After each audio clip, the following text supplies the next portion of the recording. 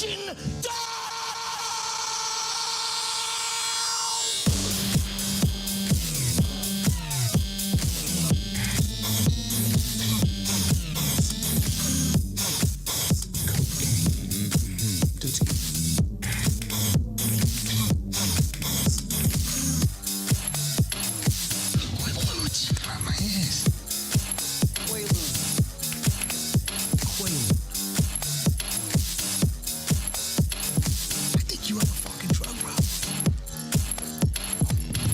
Sober.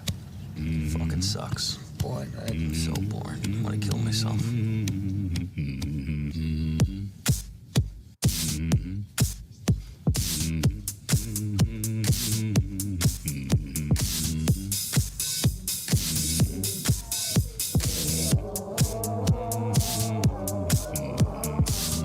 Fucking rich. Who's rich every fucking time? All we care about is getting fucking rich.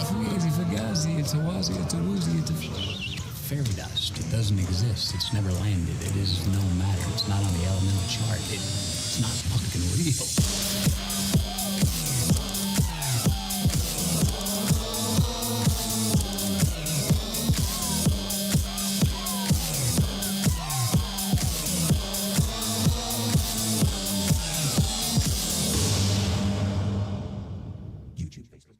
Shit!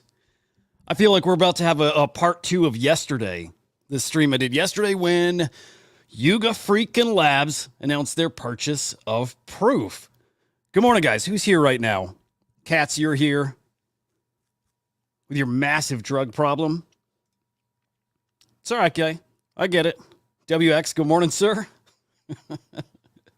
How you guys doing? Interesting waking up and seeing more of the fallout from that acquisition yesterday.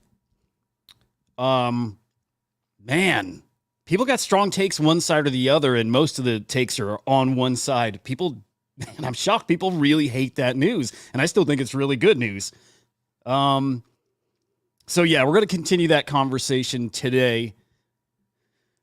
Man, and we've had big developments. The flapping, the flipping, the flippering, what's the term people actually use? I was using the flappening. Heard from some buddies that it's the flippering. But whatever, it happened.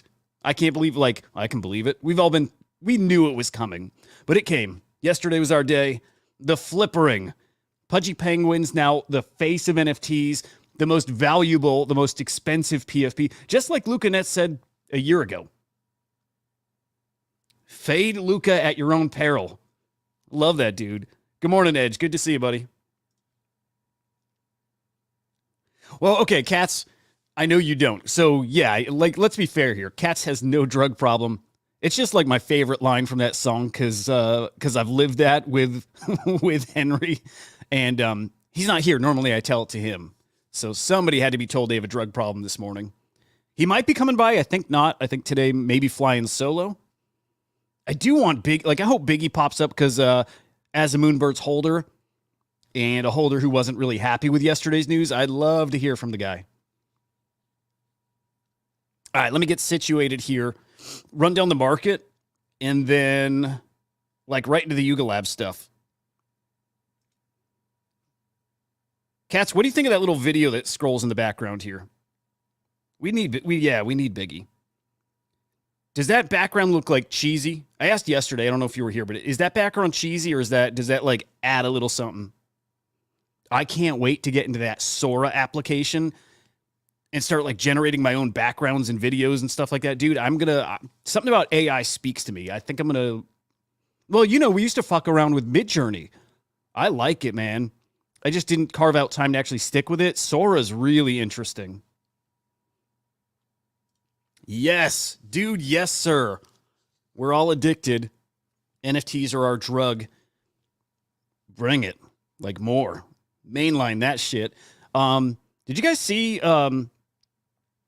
maybe we know who Satoshi is now? Super interesting. And I think it's one of the most compelling arguments. Yeah, a little too stale, like generic, that kind of shit. I got a couple other options here. Hang on.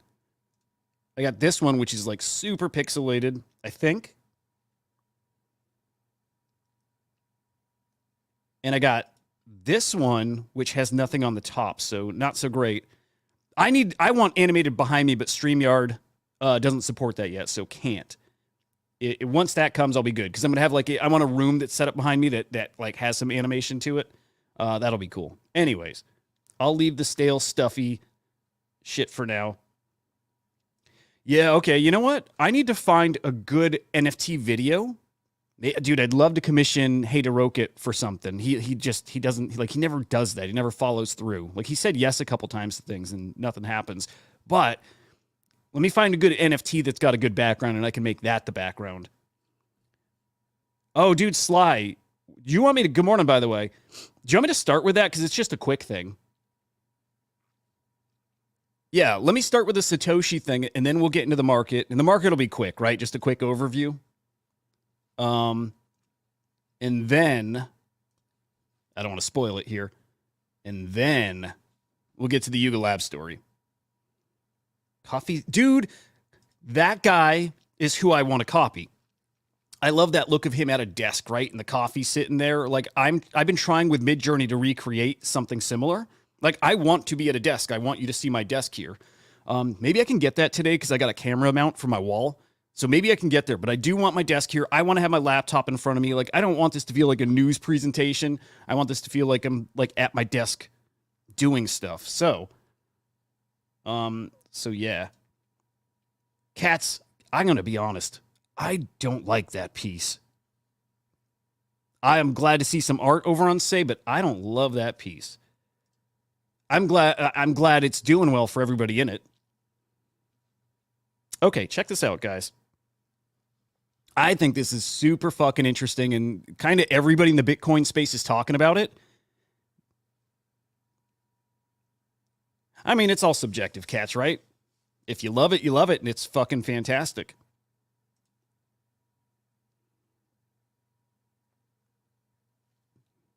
Not wrong. No, you want to hear something weird? I hope it's not TMI. It's not that weird. I often wear 2 pairs of pants. I swear to God, it's the like weirdest thing ever.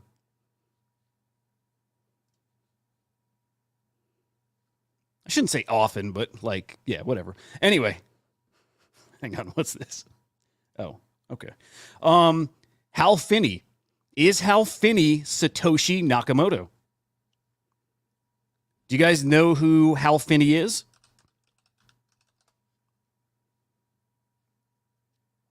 Oh, I'm going to try real hard to not vape during the show today. I'm just going to cut over like full screen, like browser window when I need to. It looks so stupid on screen. I know it does. Yeah. Oh, you did? You did? Huh? That's cool. This is interesting, though. I mean, like, basically, you take... Is it like you do it phonetically in a way? But it's basically translating the symbols. You can break Satoshi Nakamoto down to Hal Finney, who has always been someone people have thought is Satoshi. He's not alive anymore, by the way. When did he die? Like 10 years ago, almost? When did he? Yeah, he died in 2014. Okay.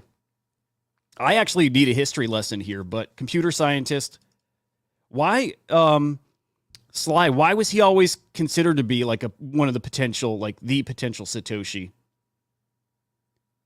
So he created the first reusable proof of work system before Bitcoin, and he was the network's first transaction recipient. Interesting.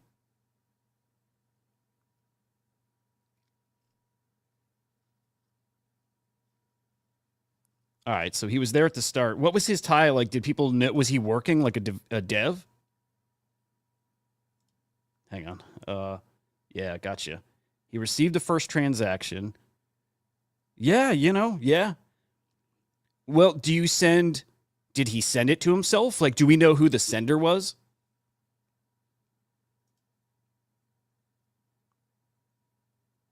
Timing of his death, yeah, in 2014, was there anything significant? I think he died of cancer. No, hang on. What did he die of? Oh, ALS? Yeah.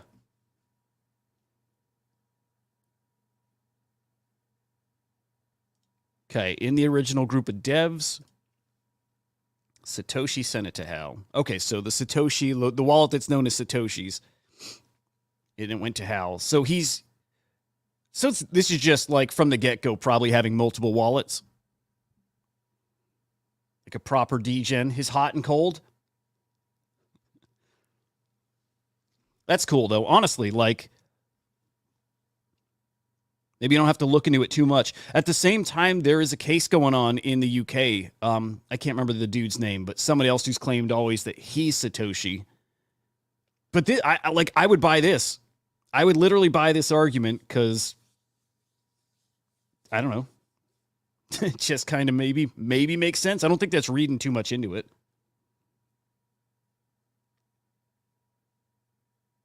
Oh, that'd be cool. Are we all going to be stored on the blockchain one day? Anyway, I thought that was super, super freaking cool. Hang on. Okay. In the description of my live video, it says 2022. What did I even write? I don't know what the title is.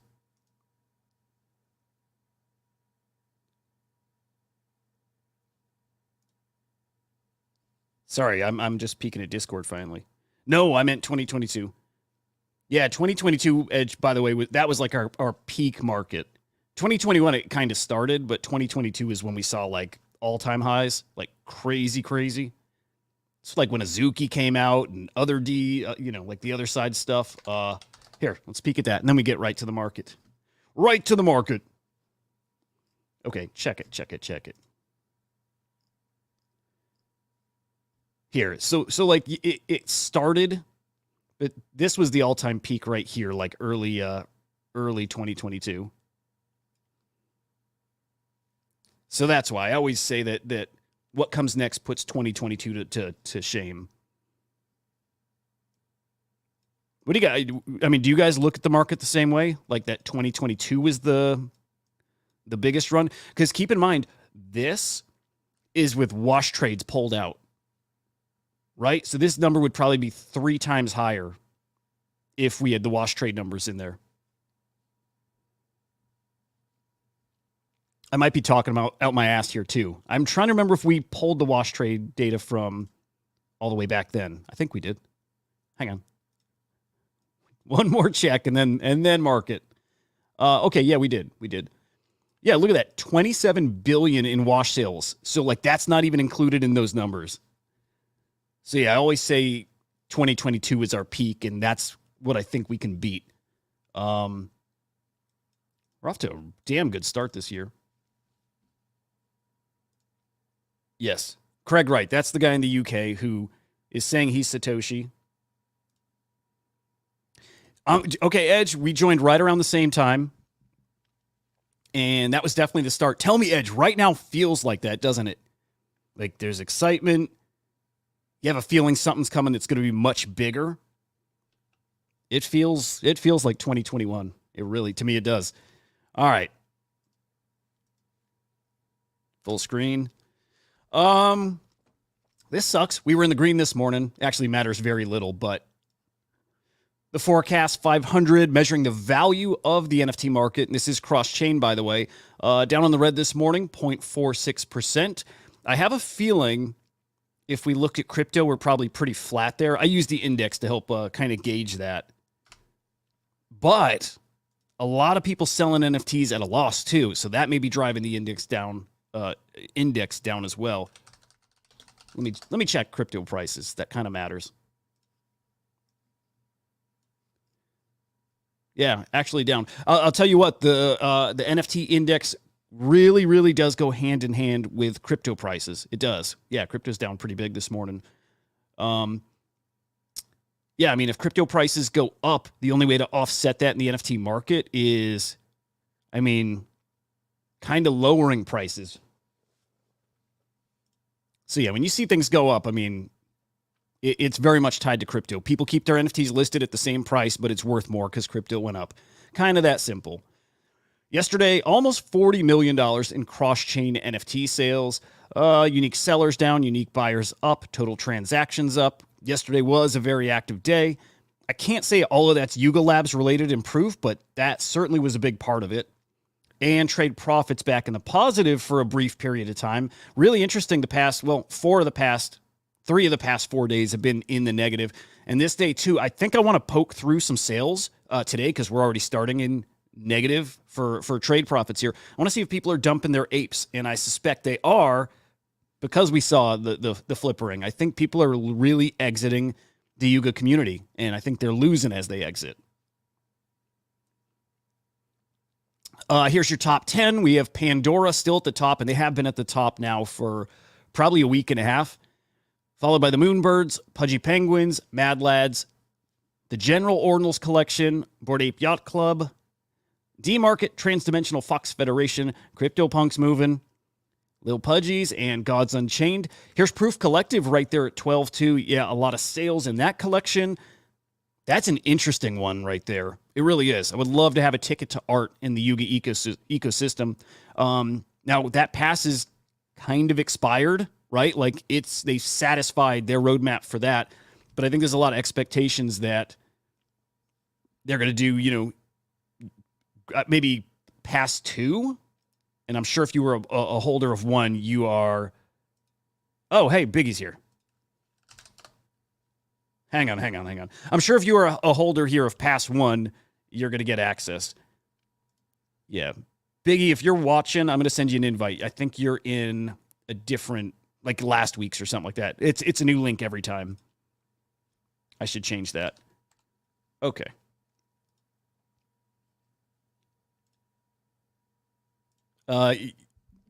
Yeah, 2021 feels like for fucking ever ago.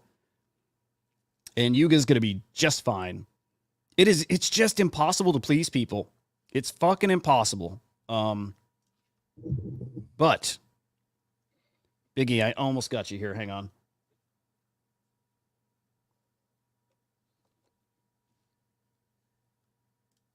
Here we go. Good morning, sir. Good morning, man. Great to see you. Dude, yeah. I've been looking forward to your take on some stuff here for a while, like since last night. And now you got people watching that are waiting for your take too. So you're on the freaking spot. I'll set it up. Let me set it up, right? Let me get my tabs ready to set this up. I'm sorry, guys. How you doing, though? I don't know. I don't know, to be honest. Yeah, I don't know. I am very processing shit. No. I'm just, I'm trying to remain even keel, trying to see. I mean, let's just say I'm disappointed. Ooh. Hold it there. Hold it on your disappointment. Mm-hmm. Like. Yeah, that's fine. Stewing it for a minute. Oh, I've been stewing in it, man. I'll set it up here real quick because I think everyone watching here knows the story. I think so. Went live yesterday, streamed it kind of right after it happened too. Yuga Labs acquired Proof.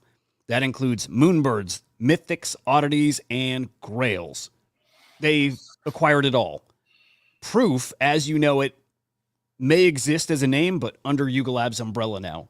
So that was our big news yesterday. And a lot to process there, right? They now have Moonbirds, which are CCO. So what do you do with that? But what I think is the core of that move is the art side. Them acquiring Grails, I think, is the real story here. Just like a peek at the artists that are in that Grails ecosystem. Man, it's so damn impressive. Tyler Hobbs, Larva Labs. Larva Labs put out a piece of art through Grails. Rafiq Anadol. It's kind of the who's who of the art scene here in NFTs. And now all of that under Yuga's, like their umbrella, their brand. I do have a question I'm going to ask you, and it's like an important one. I'll ask now, don't answer yet. But do you think artists are a little turned off by working with Yuga Labs? I want to get your take on that shortly. I don't think so. No? Okay. Then maybe we don't get into it. But with that setup, then Okay, Biggie is a Moonbird holder. Tell us your feelings. Oh man, I am. I'll keep it at like I'm disappointed. I'm disappointed with the leader, particularly. I think yeah, dude, I feel played, man. That's just like what I feel like. Feel like the last meetup we had, we asked him point blank, there were all these rumors about a sale. Are we selling? And it was said no. And I know the response will be, we were under a non-disclosure. This is how things work. And so we couldn't say anything. And well, that's cool for you, right? I feel like it's a bailout. I don't know, man. I'm not happy about it, right? Like, I mean, I love that community.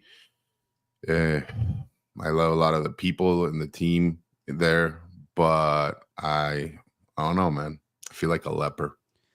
I feel like we were just fucking, yeah.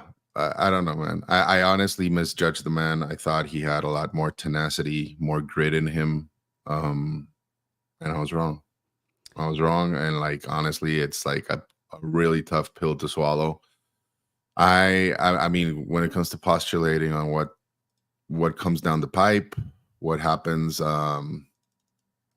with Proof Collective, like as a product or as a community, I don't know, man. Like honestly, like as a community, I don't know. It remains to be seen what the rest of the community feels like, right? Like, I mean, off the bat, I've been trying to like wrap my head around it, but I don't know. I can't help but think that like we're at the bottom of the barrel in the Yuga ecosystem, right? Like, I mean, they've got way too many other priorities, and I know that when these deals get done, the priority, right, is to make it use all these catchphrases, seamless translation, and we're gonna ensure this, and we've been told that they communicated to the Yuga ecosystem how important it is to keep the proof pass, right? Like proof ecosystem as like on top of the food chain and blah blah blah.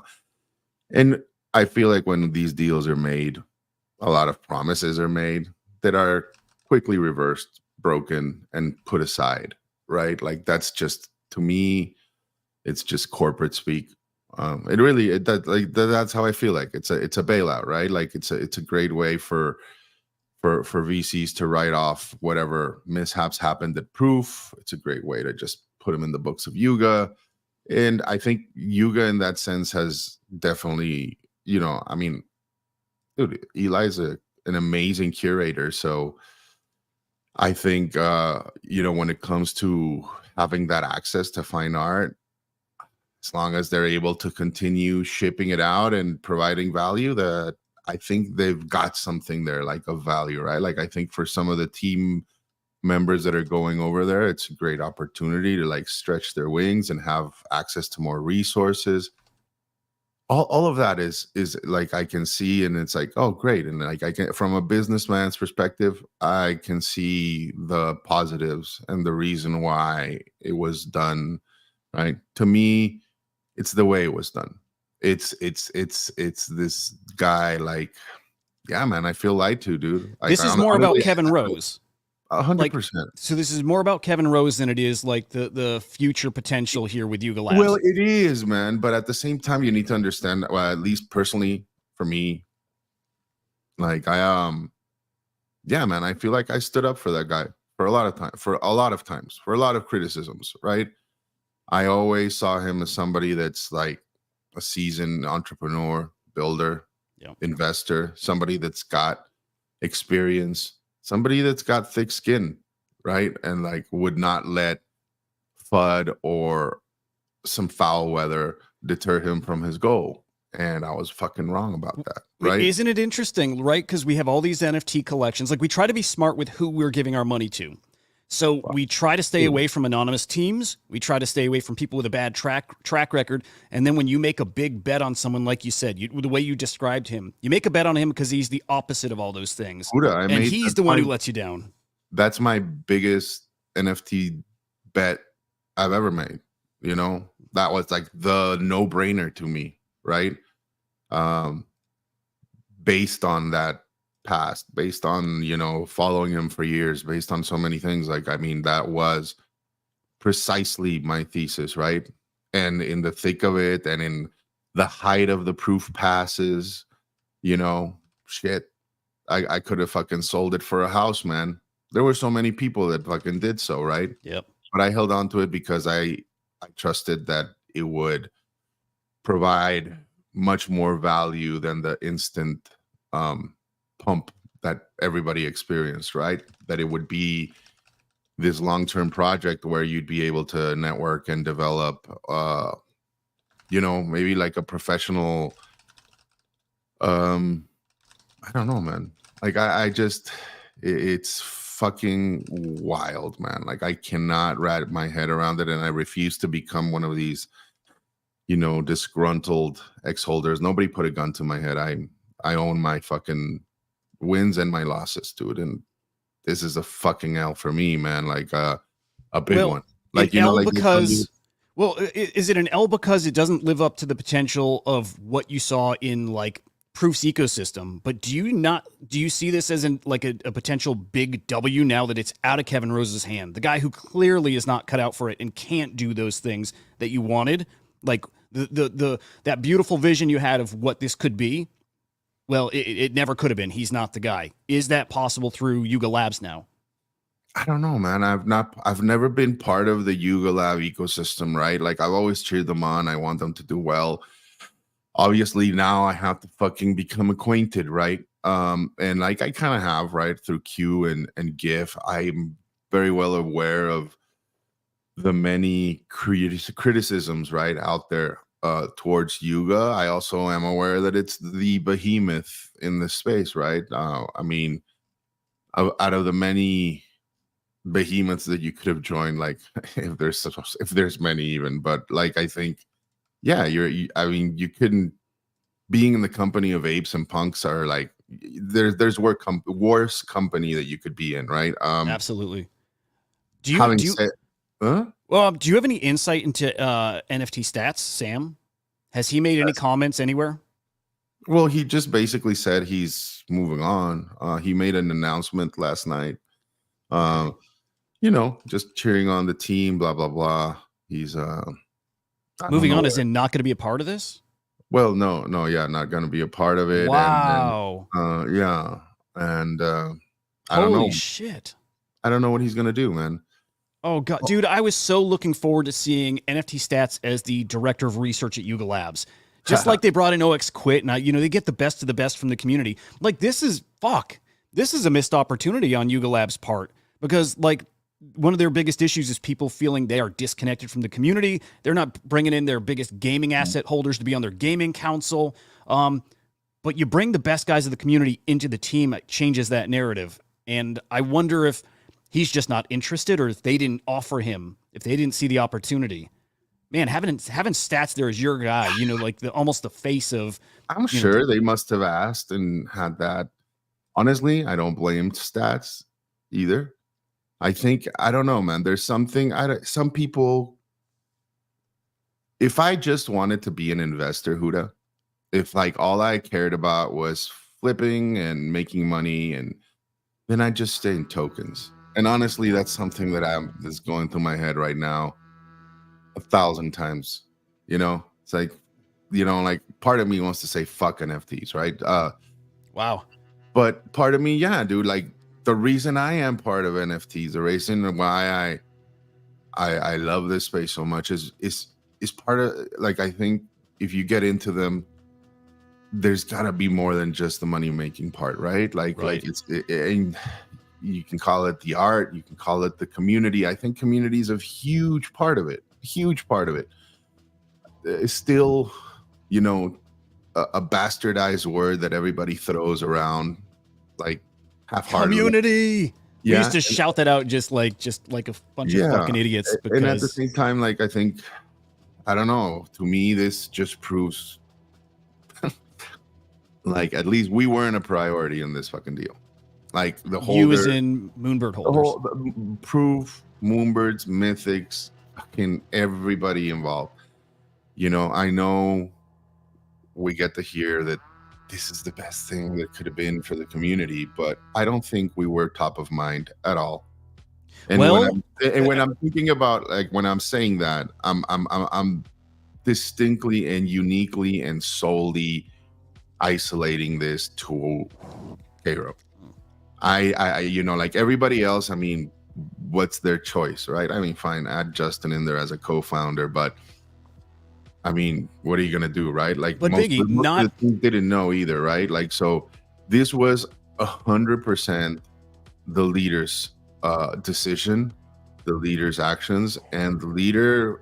Last time we met with him, it was like, we're gonna consult the community, right? Like, we're in this for the. I mean, I'm sure people are fucking bringing up past claims, but I distinctly remember last time we spoke, we were told there was not going to be a sale. We were told maybe somebody else was going to come in and take handle of it, and we basically insisted and asked them to, like, really consider who it was we would be handing the reins over, because we want a leader. We wanted somebody with a vision. I think, like, when you join these communities, right, like, you want to make them a thing, man. It's the reason why I fucking stood up to all the FUD. It's the reason, because I thought my leader had my back, you know, and everybody else's best interest at heart.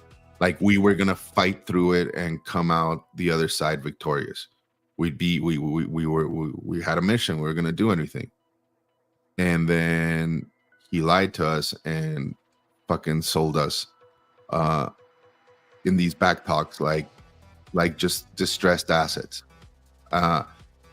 I have a hard time, really hard time, wrapping my head around why I want to continue rocking my Moonbird, or why I should continue doing anything. Like, I as far as the community is concerned, it's like, man, I don't know, man.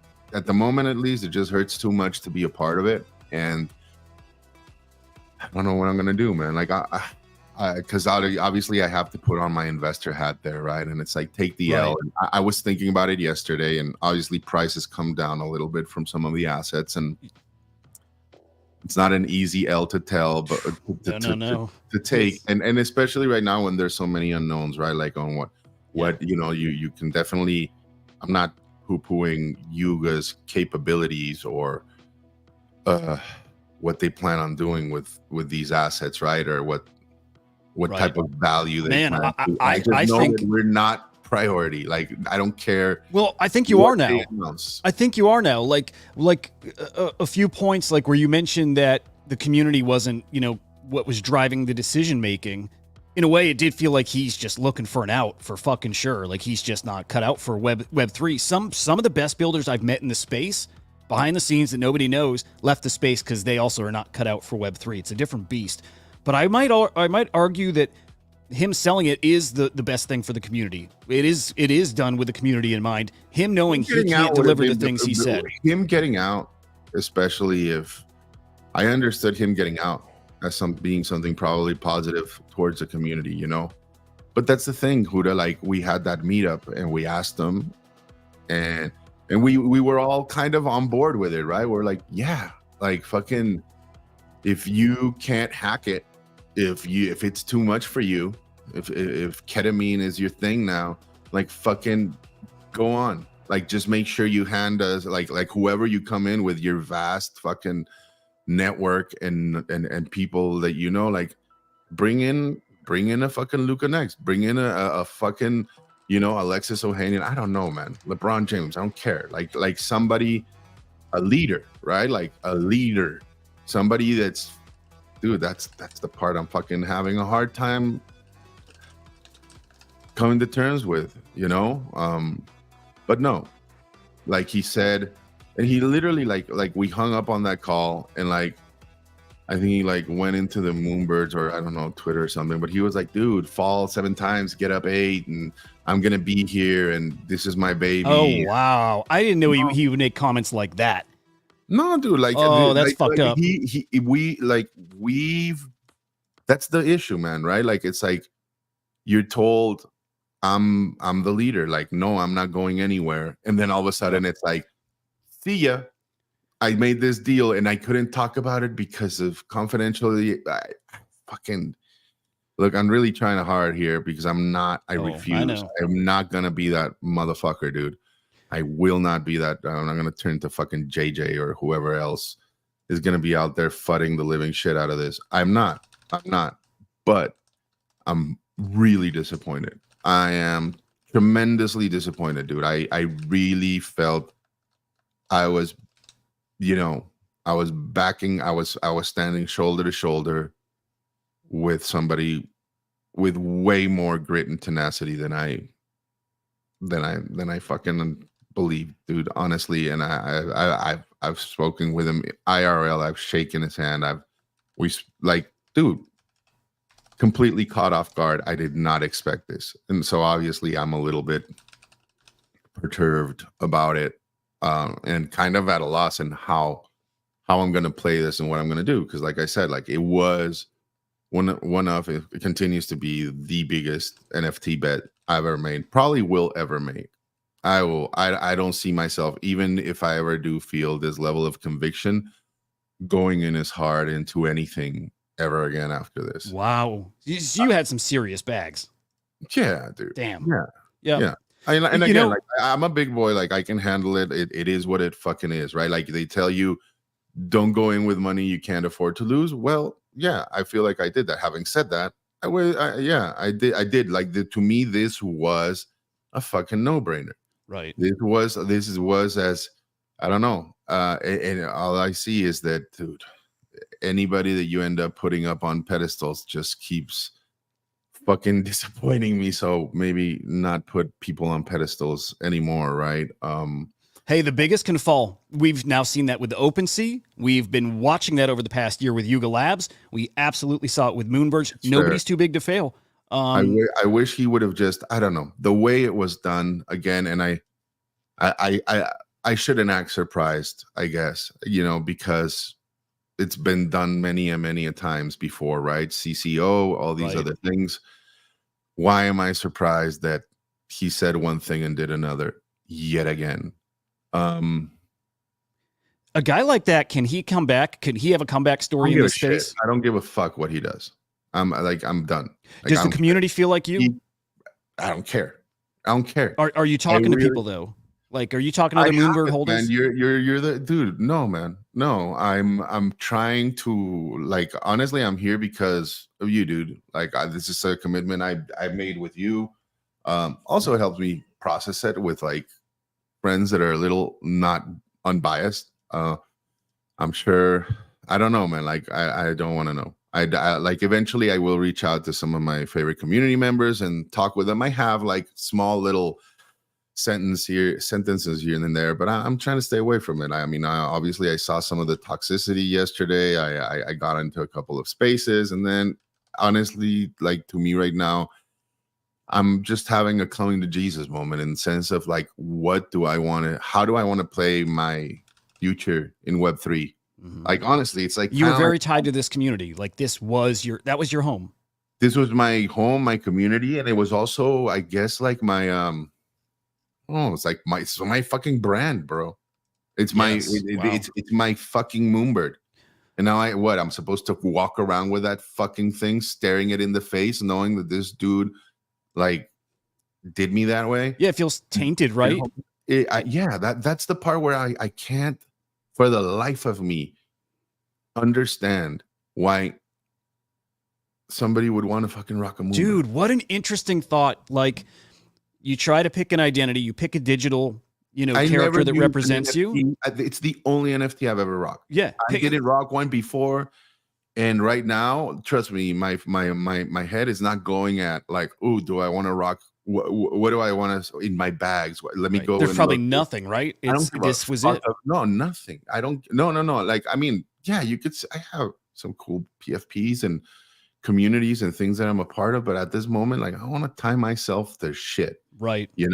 Like, that's why I argue CryptoPuncture, the only one that you could make it your forever PFP. Yeah. Because I do think any can fail, except that's the only one that cannot. Mm-hmm. To me, it can't. There's no narrative that can destroy that. But it is interesting where you pick the digital character that's going to represent you. and probably in a big way your values and your work ethic. This thing no longer represents that. How like It that? is, That's it's a very derivative. difficult thing to face. I have a hard time not saying that it doesn't, because I am emotionally attached to it. I do love it. I think it's really cool art. It's beautiful. I recently switched it to the blue flames and stuff, which I think looks amazing. I'm not. All I can say is I'm not gonna be selling it, like because and not because I'm fucking stubborn. It's just the L that I'd be taking is substantial, and at the end, whatever I'd be getting from it is, I don't know, like that would be like, let's see what it does. Now, as to continue to rock it, like to continue to use it as my PFP, that's the part I'm not feeling very comfortable with. And it's got nothing to do with what other people might think about it, because I think it's really cool art. And you look at it and have bad feelings now, I'm sure. Yeah. I can totally understand. Why would you want to be faced with that every time you're on X? I'm like, yeah, dude. I was sold a vision, a dream, leadership, and a community. And again, like I said, right now, I feel like a fucking leper. Yeah. Like I literally feel like a goddamn leper. It really sucks. Yeah, dude. I can't wait. I can't wait for the feelings to settle, though. I can't wait for that, because I know this hurts and it sucks. And then I also know that it clearly is in better hands over with Yuga Labs at this point. It clearly is. I mean, think they've done enough with the art stuff. Fucking anybody, Huda. Well, yes, exactly. I mean, but especially Yuga. A fucking street rat, and it's better. Yeah. You know how, like, I don't know, man. Like, the way I would see it is like, imagine you're fucking, you're fighting alongside, like you're in the battleground, right? Like the opposing army is on the other side. You're with your homies. You're lined up in your ranks, and then William Wallace is fucking doing his little speech around in front of you, right? And then he fucking hightails it, and you're left there with your dick in your hand. That's how I feel. I'm literally picturing that scene from Braveheart. He does that. He raises up the sword, and then he runs the other way. Your freedom. We're all about art and fucking community and all this shit. See you, bitch. That's how I fucking feel. If somebody's a good meme maker, please, by all means, go Oh ahead. my god, dude! That's fucking incredible. But it is. It's like, I don't know, man. I don't know how many fucking people, Literally Kevin Rose right here. Except hightailing it at the end. Yeah, man. I got no words, dude. I've got no words, right? It's like, what does that army do, right? Like, who are all those fucking, like, you were just left there, and now I get what you're supposed to. That's the part that I'm having a hard time. And then he runs, and then he leaves, and then he leaves. He just runs away. Someone please make this. It's like, what do you do, dude? Like what do you do, man? Like, because the last person I want to hear from is him, right? Yeah. Like about how we're supposed to stick together, and how, like, I want to, and I don't know who to fucking look at to, right? Like, because honestly, the team members I feel, most of them didn't know, including NFT stats. I can't believe I'm so blown away by this. I'm sorry, man. He must have something big coming, like something very, very fucking cool lined up, because it sounds like he was planning to leave before this. I'll tell you this. Like, if I was stats and I was privy to this, and then somebody was like, hey man, well, now you get to do this Yuga, and we're gonna give you all the reason, I would absolutely do what he did and be like, because you're worth more on your own, building your own thing. I hope that's what he's doing. And you're not beholden to anybody, man. Right. Like, honestly, like, that's, I think, the biggest thing that fucking, I don't want to. Raja, not anymore.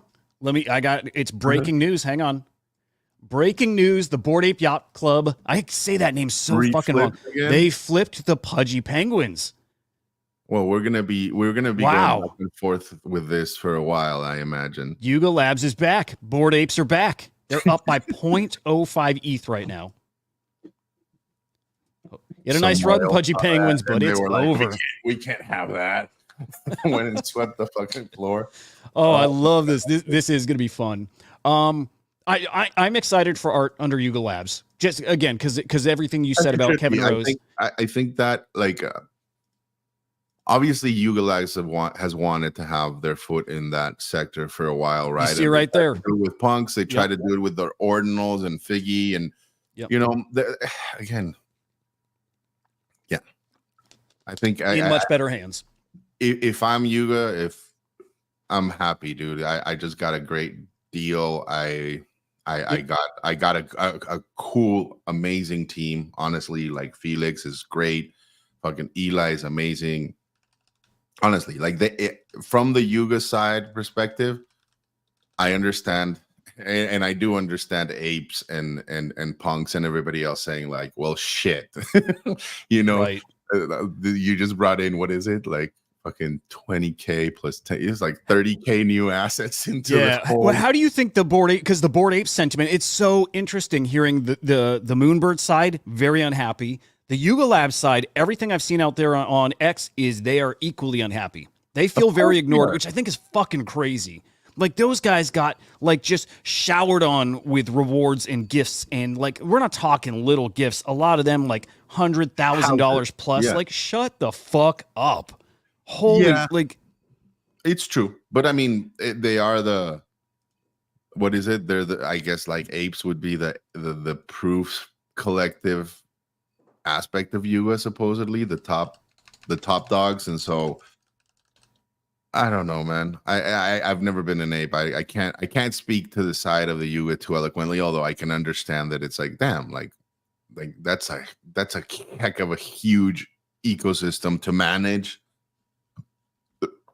to do things with. And I mean, believe me, myself, from the side of the proof pass is like, okay, supposedly this year is going to be as is, right? So we're going to get, I guess, 2 or 3 more Grails seasons, a couple of other things that might have been promised, whatever. But yeah, supposedly this year is as is. I don't fucking know what that means. I don't know what's in the roadmap or whatever, but that's it. Then after that, what happens, right? Like, is proof pass, you know, because people are worried about that, right? And it's like, you know, like while the team is trying to assure us that the value or the importance of keeping these things intact were paramount, like Yuga doesn't have to fucking follow through with any of that shit, right? And I don't see why after that this year you would be like, okay, proof pass continues to be the only ones to have access to Grails, not the apes who are our top holders, right? Of course not. Would you do that? Like, how would you look at your ape friends in the face and be like, yep, Grails are continuing, but only for these 1,000 people. You 10K, go suck a dick. Yep. You know, like, no. Yeah, I don't know how they juggle that. I'm hoping they do pull art away from the CryptoPunks brand. Like that felt just so forced and shoehorned in. Just please leave CryptoPunks as their own thing. Don't do any of the art stuff under their name. Like I mean, even this art residency thing, I hope they can actually shift that over to Proof. Unless the Proof name is kind of tainted right now, and maybe they're going to rebrand everything, right? So I could see a reason for them to not do that, but. Yeah, to me, this solves an issue for Yuga Labs. Like you were saying before, you know, they experimented with 12-fold. They clearly want to be in the art game. This does it for them. Yeah, dude, I'm extremely bummed for you and for that community. And I'm also like very optimistic at the same time that this is going to work out in your favor. How's that? Please tell me. Like, what do you see coming down the pipe, like that you're excited for in Moonbirds? Well, nothing with Moonbirds. Nothing. Literally nothing. Although it sounds like they want to, you know, think of a way to, you know, un-CCO them. I don't even know if that's possible, but the wheels are spinning. Changing a pixel, changing the background. Yeah. There's nothing about Moonbirds. Them going out and talking about other side, like the Proof team is who I was listening to, and maybe the main thing they focused on when they were talking in spaces, but also in the Discord chat, all about when we heard the other side plans and the other side and the other side and the other, I'm like, that is meaningless. Like the other side doesn't mean a damn thing to me, I don't think. And I think most doesn't mean a damn thing to fucking apes. Apes are exactly. That's they're very out of touch to be talking about that being like the core thing that people should be excited about. The other side. That's the part where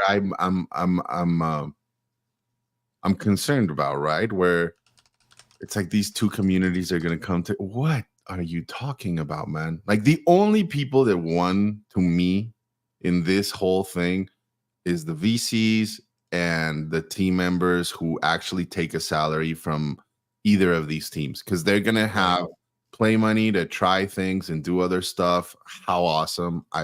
That's cool, dude, right? Like well, VCs, yeah, of course, numbers game, but they got the game. But the holders on any side, meaning it doesn't do a damn thing. We got shafted. I can't see how we did not get shafted. And I understand. I'm as disturbed as anybody else when it comes to that, right? Like it's like I'm done with the fucking sugarcoating and sweet talk. It's like this.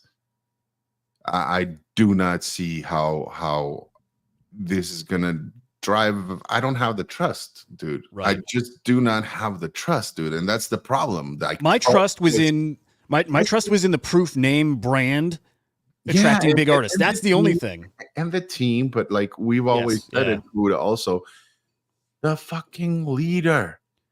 Leadership is so fucking important too, you know?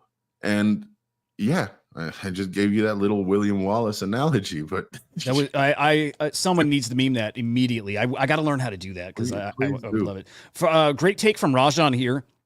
Quite well versed in stocks, and he does quite a bit of fundamental and technical analysis of companies. Whenever a company acquires another company, majority of the time it ends up bad. Yeah. What other acquisitions have we seen in Web3? Like Nike acquiring Artifact has not gone well. Yuga acquiring Punks that's its own separate thing. I mean, they exist no matter what happens, and they'll always be great. 10KTF did not work out well for Yuga Labs so far. So I guess we'll find out. Is Web3 truly different and special, or is it the same old thing, just reskinned? And this is an L for both sides. We'll find out. What do you think about that insider trading, by the way, Biggie? Oh, Good morning, well, Jeff. That's just the cherry on top, right? Yeah. I mean, what's what's any good proof FUD without insider trading, right? There's got to be some. Fucking what a shit show, dude. What a shit show, man. This is gonna be yeah, Huda, pray for me, bro. I don't know what I'm gonna do. I really don't know. My NFT community thesis. They abandoned your community, abandoned you, and not the people in the community, but the team abandoned you. No, not the team. I would never again. I there's just one person, the leader. Yeah, no, that's fair. That's fair. Everybody else, we're cool, bro. Like we're friends. Like it sucks whether you were for it or against it. You're my homie. Like I love that community. I love the people in it. I always will. I'm bummed about the leader, and even with the leader, it's like I don't hate you, man. I'm just fucking disappointed, man. Yeah, I mean, people you love can do shitty things to you and hurt you and mislead you, and he did. I get that energy. Yeah, dude, I can't wait to see what Stats does. I just, dude, I hope so badly it's a show. I want to see that guy with his daily show again. I knew he was okay. I bought 2 oddities yesterday. Finally, because I'm like, I want to be in that Yuga ecosystem, but I also want to catch his show, and now he's gone. So now that twice a week show is not happening. I haven't seen him in forever. Damn. So that wasn't even going on recently? No, we weren't getting shit. Like he's been MIA for some time now. No, I mean it's Ooh, prediction. I think we're gonna see him with Rug Radio. Yeah. That's just going on, like just a little instinct here. Honestly, my mind went actually towards. Is it weird that I went with Real Vision for that? Real Vision. That's Raoul Pal's like project. You know, it's more financially oriented, but I know they've been trying and wanting to do like NFT, expand their NFT like coverage, and they've done so with like It's these guys Mondo here? and OSF. Yeah, Okay. yeah. So I'm curious. I don't know. Sam strikes me as more corporate-y. Yeah, in that actually, I regard. thought Mando was on Rug a little Radio. more- So I had him in mind where I thought he's going. If he's with Well, Real Mondo, Vision, no, Mondo also does Rug Radio, but Okay. he does like content over here for him. Like I don't know, like I feel like this would be a more not appropriate, but like natural place for him, since people here are a little more well versed when it comes to stats and numbers and Yep. stuff like that. But I don't know, man. I don't know, dude. Tell If you, I was dude. Sam, if I was Sam, I'd take a fucking break. I would just. I mean, he's obviously a talented individual. I just take a break, make bank on the side, and not have to be beholden to anybody, respond to anybody, deal with communities or anything like that. Like that's, I don't know. That's kind of maybe I'm talking from how I'm feeling right now, right? Like it might be a little, because it sounds like if he had this in the works, he's probably ready to roll. And it's just like, yeah. I mean, he's such a talented dude. He's probably like just geeked out over what's coming next. It's probably going to be big. And I can't wait. Like that dude inspires me so freaking much. So much. I need to get better at the numbers game, because he's my competition. He's like the Michael Jordan, and I'm a rookie right now. But that's what I aim for, is to be a stats guy like him. Yeah. He's impressive, dude. Like, Dude, he really is super impressive. I mean, and I'm not like so familiar with everything that he's done, but the few like things that he's talked about that he has done, it's like, yeah, like this dude's a whiz, man. Yes. Like he absolutely is. Fucking force of nature. So yeah, I hope like we don't completely lose him from the space. Dude, I bet not the space, but Moonbirds. I wonder if he harbors any like kind of feelings there. Also, like you, feels betrayed. I don't think so. Like, I don't think he never rocked his Moonbird, really. Oh, good point. Always that crypto punk. Same with Eli. Like, but see, this is all a little, well, goes to a little bit of the disconnect that sometimes people wanted to bring up. I always think you should respect whatever PFP people want to rock, because if it was your first, like people try to get on Eli for not rocking a Moonbird, and he quickly responded. He was like, dude, this was my first NFT. He is not overrated English. He's fucking fantastic. And part of it is the personality. So first off, he finds really interesting things to compare. I don't think we're getting we don't always get really deep insights. Sometimes we do, and he puts out some real gems, like comparing things. You're like, oh, interesting. I hadn't thought of that. But for the most part, there's a lot of surface level stuff, and it's great. I think he's talking about stats. I hope. Okay. Yeah, I mean, I don't hope, but you're wrong. They're both very impressive people. That's fair. Okay, that's fair there too. Stats is in that like elite circle. Like he runs with that crowd who I think they have a kind of a more narrow vision, and that's not a knock. I hope it doesn't sound like that. But he's even said it. His work is focused on ETH almost exclusively, because that's where he's got stats for, which I would love to help him out with that, because we have all the cross-chain stuff. But again, I think that kind of makes the takes maybe a little more one-sided. Great researcher. I think he's got such a great personality too. Like I watched the videos because I thought he was fucking fun to watch talking about NFTs. Like I just liked it. That's a big part of it too, right? Like you have to be a likable persona. And yeah, he's definitely got that in spades. Yeah, I don't see him withdrawing completely from this space, but I wonder if he'll have a more a bigger social presence, or if he'll pull back from it a little bit, Yeah. I hope it's the opposite. More front and center. I'm very curious to see what a lot of the other community members will end up doing or taking, right? Like what the fuck? I like this. I like Dancing Eddie a lot. I don't know why Gordon Goner blocked him, but he was flexing it. And I like that Stats replied. Less proud, more. What did he say? I love Dancing Eddie. By the way, guys, Sly, thank you for reminding me. Guys, hit like on the video. Subscribe if you're not. I have to get much, much better at saying that and get little graphics that pop up and show that off. It does help. I've noticed there's been a pretty nice increase lately. So thank you guys who have been subbing and liking and all that stuff. It definitely helps. Goal is to get to 1,000 by the 1 year mark. Plenty of time. I think it'll happen. I'm at 6 months. And I've got like 530, which is not bad. Not tell you bad what, at all, dude. well, I picked up like 130 in the past 2 weeks. It's accelerating now, which is awesome. And I just was always hoping that's how it would work. Really, I hope I could hit 1,000 in 3 months, and I think it's doable. But I'm like, just my vision, my goal is 2 years out from now. So kind of don't care right now. If it stays small and a little bit of a secret, fine. Gives me more time to practice and learn. But yeah, a year out, I want to be at 1,000. 2 years out, I want to be basically the biggest show in NFTs. So there's the goal. Right on. There's the freaking goal. What am I'm trying to see why Gordon blocked him.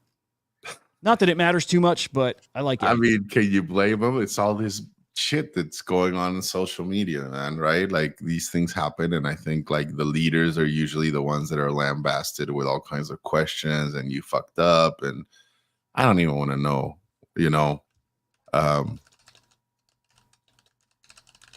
Moonbirds flipped proof. Goddamn, that's fucking Is sad. that what I left it on? I'm sorry. Well, No, it's fine. I didn't see it. It's fucking fine, bro. that is funny. Yeah, that is a funny stat. It's like, What did he say though that got? Oh, okay. I bet it was this talking about the insider trading thing. I would guess that would do it. I mean, yeah, I'm glad people do bring it up because it is fucked up. It's like insult to injury. Maybe I'm desensitized because it happens so much in this space, but yeah, get Zach on it. Get Zach and CoffeeZilla on it. There, I hope they uncover that because it's so. Man, I'll tell you, there's almost nothing as defeating as that. Like when you do work and you grind and you stay on top of news and you see guys winning big just because they get that inside scoop. It's pretty fucked up. I don't like that. All right, Yuga Lab stuff. I think we can move on. Again, I like it, and I'm hoping this works out well for you in the long run, in the short term too, dude. So we'll see. I'm gonna be watching that PFP and seeing if that changes. I'm keeping my eye there. I'm actually, dude, I'm thinking about changing my PFP for the first time in a year and a half. Definitely considering that. All right. Magic Eden, Blast, or Bitcoin art? What do you want to hit on? which was it? Magic Eden rewards, Bitcoin Blast, or Magic Eden. Sorry, Jesus. Magic Eden, Blast, or Easter eggs in Bitcoin art.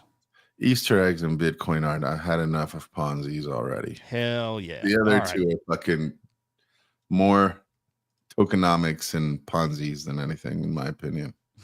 Or at least I feel like that right now. Hang on. Oh, okay. Hang on. I want to stop here for a second. Okay. Boss or Bass or whatever. Pretty new to NFTs. Dude, in the past 2 days, maybe 3 days here, I've had multiple people come in this channel, in this show, and tell me they're new to NFTs in the past couple months. So we've not seen that. Like, we've not seen that in years.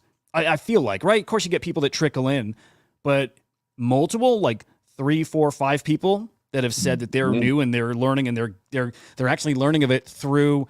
Tell me, did you get into NFTs because of YouTube stuff first? Were you seeing content out there and that attracted you to it? Or, and if not, is that where you're like getting your NFT info from now, is the YouTube side? This is like really important because I am sensing a bit of a shift in the space. One, that it's growing, that we are bringing in new people. Just a week now. Wow. And we will get to R6. Absolutely. You know what? Yes, let's do that along. We'll do the Easter egg thing real quick, but R6 is the story. Top. New people coming in is the top. No, it is interesting. I hope he replies to that, but I'm curious what got you in, where you've been like getting your NFT info from, all that good stuff. But yeah, definitely something's happening out there. Okay, Easter eggs. 2 things. Two big art releases this week, both on Bitcoin. There was some nice stuff on ETH, but we'll focus on Bitcoin. OX Far, the artist behind the Quantum Cats. Well, a little tease. I hope English will give us a little something too if he has, but a little tease that there's probably something to do in the collection with the cats that are in these bubbles. So you got people now, like I didn't consider this at all. It's obvious. It's like right in our face. But I didn't think to go and look at my cat and see if he was one of the cats in the bubble. And I should have. Like, I had a guy that looked just like this, and I sold him. Although he's common, right? Probably wasn't him. But the specific cats in here, there might be a little something more going on. And I mentioned in my video, maybe yesterday or the day before, what stands out to me are the empty ones. And so I'm wondering if there's going to be a path where, you know, maybe some of your cats can evolve. Well, we know they're going to evolve. Is there going to be some gamified way, whether it's through something already built in or through more quests, that your cat goes in updates in the Genesis cat, right? Because if this works like the other cats, it's evolvable. So now, okay, now all the traits are already programmed in. I don't think it's you can retroactively do it. Maybe you can with the Genesis cat. We'll see. But I think those empty bubbles mean more than what's in them right now. Just a gut feeling. English, you flooring your cat? You're probably out of cats already. He's cold. He's cold. Anyway, I thought that was a cool Easter egg. I liked it. I liked it. While art on Bitcoin usually has this like very static feel, like you just get JPEGs over there, small JPEGs. There's a lot more going on. It's definitely a lot more dynamic, and especially if they bring back that OP code, that OP cat code, then there's a lot more programming that can happen on Bitcoin, and it just sounds like that's going to happen. Like, it just sounds like they would not put this much time and energy into something that there's a small chance to happen. I think it's going to happen, and these guys kind of become the face of that. Anyway, the prices certainly come down, and a lot of that followed their spaces. English, you were on that spaces. What happened? I think what happened is not enough happened to some people in the community. It was just an update spaces, like, what are we doing next? And there wasn't anything. It's like, well, hopefully. No airdrops, no free claims. No, although no shitcoin. Kind of like RSIG, though. I think Quantum Cats will be, included in some airdrops. So, you'll get that. Mm-hmm. But yeah, the update was basically, we're now with this community that wants to get that OP cat opcode, soft forked into Bitcoin, and we'll be the face of this stuff if and when it happens. And there was nothing beyond that kind of talk. I was surprised about that. I thought they'd get way more into evolutions, which they touched on, right? They touched on it. I think they also mentioned you can get traits that sometimes maybe you'll lose them, and that, your version of your PFP, you can select, any version to display at some point. It was pretty surface level stuff. There was not any kind of depth that showed that there was a bigger plan here. And immediately after the price started coming down, so they were like 0.25 around then. See here, 0.189. A lot of that to do with the price of Bitcoin also pumping during that time. But yeah, I don't know, man. I don't feel FUD. I don't feel fuddy with them at all. I'm in it. But others, that Spaces was not great for. Okay, hang on. Boss, we got dude, I'm glad you came back, dude. Are you listening to this story? Shit. There's hope for me yet, then. Dude, that's cool. Oh, beautiful. Okay, good. Okay, really, really cool story. Okay. So you were in crypto, came back now because you heard the bottom NFTs was in. You heard correctly, man. Absolutely. And he's been in the space for a year. Okay. Good stuff. You focused on like Ethereum or Bitcoin, or like what's your specialty or your focus right now? And also, if you could, I'm curious, where are you learning about NFTs from? Is it from like X and like the news, or is it YouTube stuff that you're learning stuff from? I can't wait for that answer, man. I'm really curious because I do sense a shift. Mm-hmm. Like I think X has gotten so crowded and so boring. A lot of the same conversations with nothing visually to keep you in, And not only that, dude, but nothing visually to keep you in, and a whole bunch of fucking shit flinging to maybe not keep you out. So I wonder also if some of these other platforms will be more accessible, right? At least a better intro for crypto and NFTs than X is, because as valuable as we all make it up to be, because that is where the conversation's going. God, it can be toxic, man. Dude, look at that. Look how cool that is. Well, honored that you're watching, man. And this is new. I've been doing this for 6 months, but still new. But I've worked in the industry now for 3 years. So you keep tuning in. You'll get some pretty good, I'd like to hope, good insights into stuff. Keep you current on shit. Absolutely. Really, really appreciate you watching. That's super cool to hear. Super cool. Here, I'll shill real quick. But yeah, if you are new, this is, it's my first stop of the day. I go to cryptoslam.io and I just see what projects are moving, like the leaderboards. It's kind of that simple.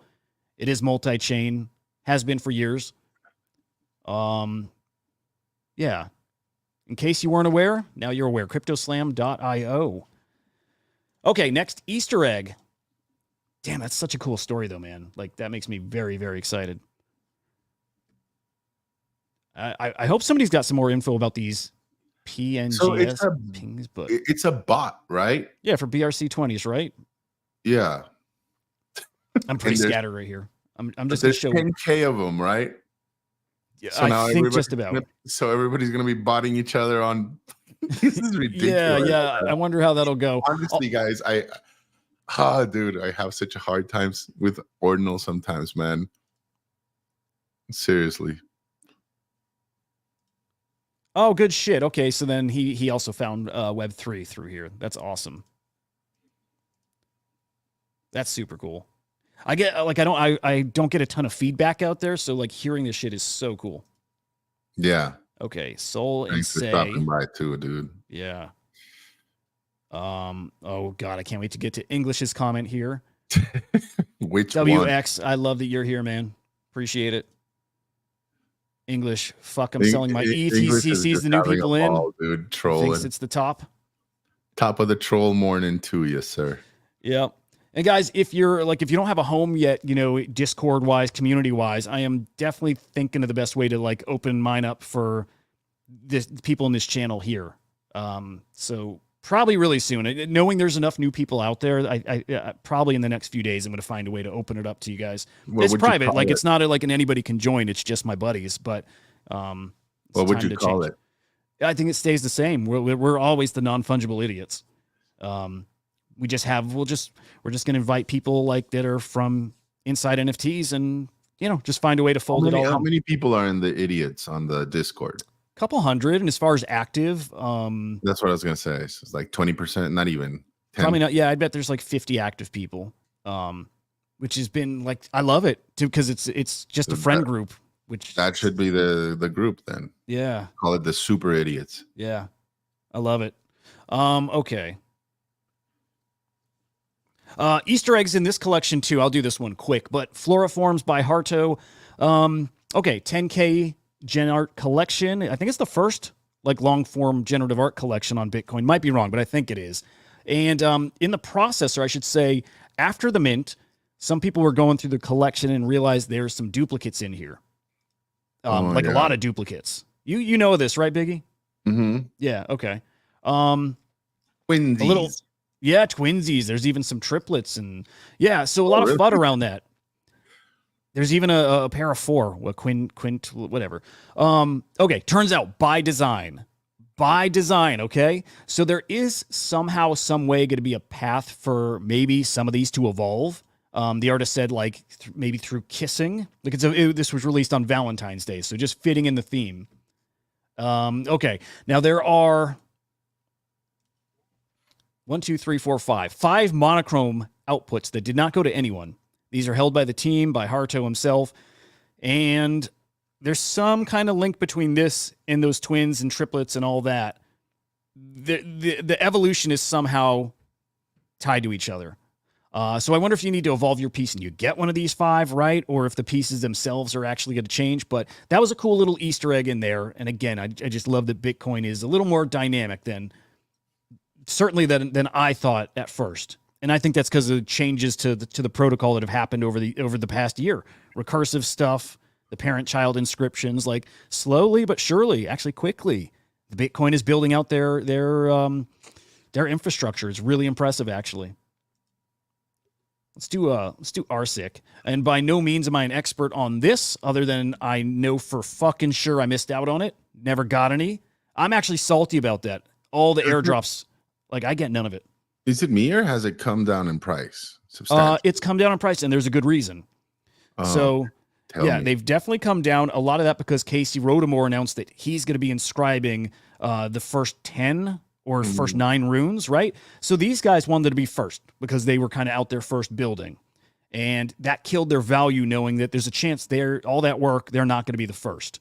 I think still their provenance, I think, keeps them very relevant in the fact they built that audience. But I feel like I'm in a broken discotheque with this fucking first shit. I'm sorry.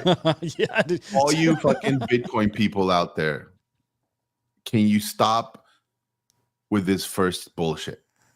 Nobody gives a fuck.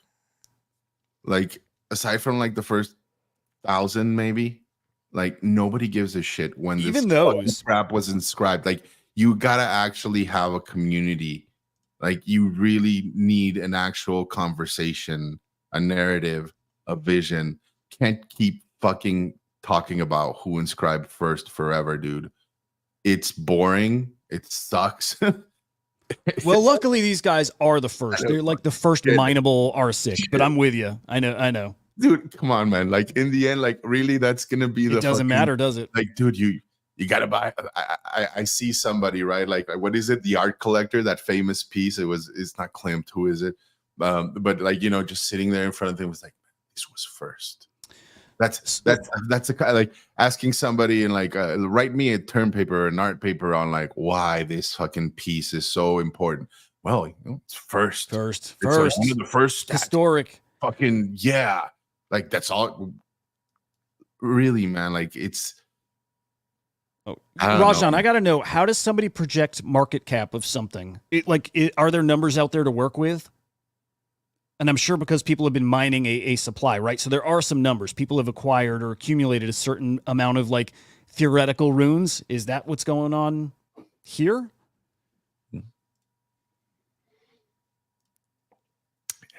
Yeah. Hey man, anytime there's good free stuff, boss, anytime there's good free NFTs, I will always point that out because that's how I started. And by no means am I doing phenomenally in this space. So I'm looking for free and budget shit. So I'll always point that stuff out. Advantages to these pictures, NFTs in the metaverse. When it's more fully pictures. Like PFPs, Jeff? And node monkeys. Yeah, we'll get into that too. Node monkeys, I think, are going to be fine. They're just that culture play. And they've clearly benefited from these drops, right? Did node monkeys get puppets? Like puppets, I think, were a drop, right? Or were they a mint? They were a drop, no? I mint. Sorry, I mint. They were a mint. I wonder if they got whitelist. But Node Monkeys got R6 here. Node Monkeys got. Trying to think what else. They've got multiple drops here. They definitely have. Like I want to say there were 2 or 3. I know fucking Badger's got these runes. The Rune Guardians. Again, not me. I'm legit. Like I kind of was pissed in Discord. What do you mean? You are a Badger, aren't you? Yeah, I didn't get any. It was random. Like 90% of Badgers got the Rune Guardians. So I was throwing a hissy fit in Discord, playing it first, right? Like I was just joking, and then the more I joked, the more mad I actually got because it like let me sit there and stew on it. I was pissed that I didn't get any. Not happy for anyone who won on that. Yeah, Node Monkeys are gonna be excellent. I still wonder, like. There's a lot in this space I wonder about where Node Monkeys are a 10K collection that are nothing but a PFP, right? And again, culture, community. And then you got a 10K collection of art. And I think that's got a pretty significant story or at least a very good story. And it holds a 0.002 Bitcoin floor. And then the same with Flares, a 500 edition collection that's holding a 0.015 floor, basically. I would love, and obviously we don't have those tools, right? Like the wallet explorers that we do on ETH and other ecosystems to really see what the holder counts and the wallet amounts are, right? But I mean, I do think it's fair to say that Bitcoin NFT community's culture is nascent. Is that fair to say, Huda? A year old? A year fucking old? Like, when was the first ordinal? Last year around this time? Yes. Okay. Oh, dude. Okay. My brother Henry asked if he should sell his flare. I said, dude, Bitcoin has not even started yet. They sent me I'm stupid, dude. Like that means kind of just starting. That like the definition of nascent. I'm actually that dumb. Yeah. It's just started. It's a baby. Like, Yeah. and I looking at it, I have some ordinals, you know that. Was I don't know. I've been hesitant, right, to jump into it like the way you have, Huda.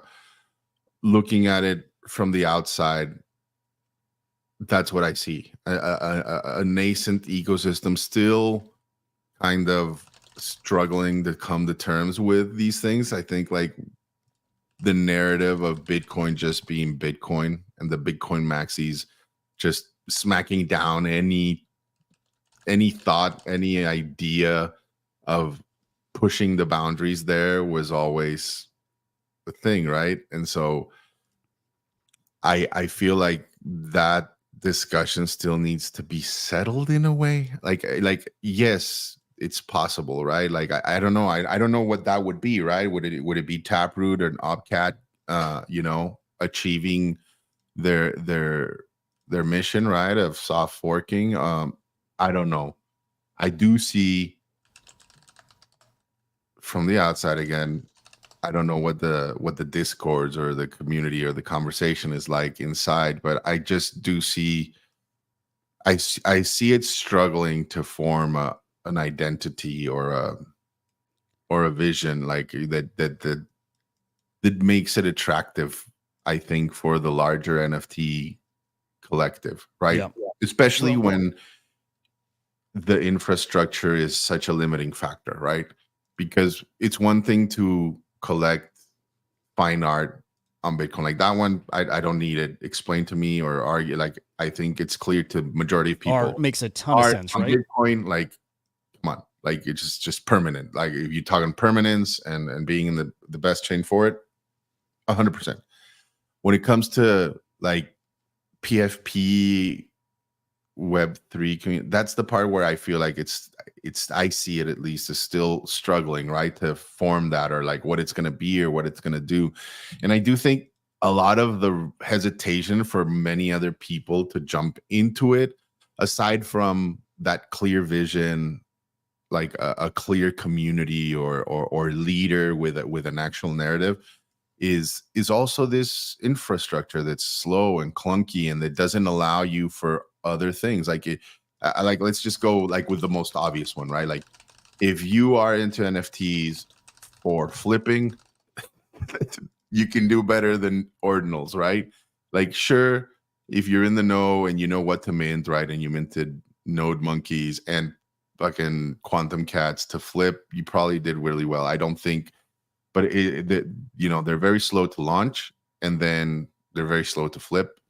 I just think like, if you're a flipper by nature, you're looking, we would much more prefer being on other platforms where the infrastructure and the tools are available there to you to do the analysis, the holder analysis, the flips are fast, the cost is less expensive. I mean, it's just a no-brainer, right? Bitcoin early. And then if you're talking about the other functionalities that we see, right, whether it's staking, fractionalization, being able to, use your token to verify other things. I mean, yeah, dude, English, I'm glad you have, dude. You're one of the very few, I imagine, I don't. Well, no, possibly. of course. I'm not saying there's not. He's the only one. I know there's a lot of people that have made a ton of money on ordinals. I just think for in the percentage wise, the amount of people that are fucking with ordinals is very small. Dude, look at here. Let me show you exactly that. Okay, at the peak, the absolute peak of Bitcoin ordinal frenzy back in November, December. Node monkeys. This is the whole blockchain. I mean, and this is including, I think at that time, BRC20s as well. Mhm. So like daily average buyers, like 15, 16,000. And then we can compare to, let's do Ethereum at their peak. It was half, like as in Bitcoin had half the number of buyers and sellers. It's tiny. The Bitcoin ecosystem is so tiny. Yeah, I feel very strongly it's just getting started over there, like just getting started. What is this day? Yeah, There's I a do day agree with here. what Wow, Draco shit. is saying, that it's a great opportunity to position yourself, for when the inflood of people comes in, you can accumulate more Bitcoin. I agree with that. Yeah, I mean, man, there's almost no doubt. I mean, there is no doubt about it. I think Bitcoin's going to run laps around people. I think the NFTs or the ordinals over there are extremely undervalued. There's not a lot to pick from. There's not a lot that have a good, strong narrative. Man, I am. No, I was going to say I'm more bullish on ordinals run than I am of like. I'm trying to compare this to like ETH 2022, and if the run on Bitcoin is going to be that size or bigger, I think what's about to happen on Bitcoin is going to be massive, like very, very 2022-esque, but maybe even bigger. So many more. Dude, the kind of like rich these Bitcoin people are about to get, it's about to get stupid, and they're gonna buy themselves a little treat. A lot of them are going to. Like if English right now this early is making 100K, what does it look like when Bitcoin has its true moment? And man, again, we haven't even come close to that. But so here's a question for you, Huda. This opportunity to make money on Bitcoin, you are framing it in the sense that it's going to be coming from the people that are going to get wealthy in this cycle that already hold Bitcoin, correct? I think that's just The half majority. of it. I'm not saying that, like, I'm not saying all of them, but I don't would think the say majority either. Majority is going to be from people that are already in the Bitcoin ecosystem and are going to make money and get themselves a little treat. That's how you phrased it, right? I don't even know if here is like, if you like, because other alt chains, what they're betting on is two things. Either people are sick of fees in Ethereum and I'm going to go elsewhere. Solana, say you whatever you want to say. And we are seeing that. We are seeing some of that. The other one is we're going to onboard a bunch of normies. There's going to be, and that part is also, in my opinion, a tough pill to swallow. If I'm a normie and I've never come in, you're going to try to sell me on ordinals or Ethereum NFTs where I have to pay these fucking fees when I can go somewhere else and just, just remember, like, every time these high throughput chains, if you want to put them like that, have a product market fit on a dApp or anything, they fucking quickly fail because they can't handle the throughput, right? Hopefully that doesn't happen this time around, whether it's with L2s or with parallelized EVMs.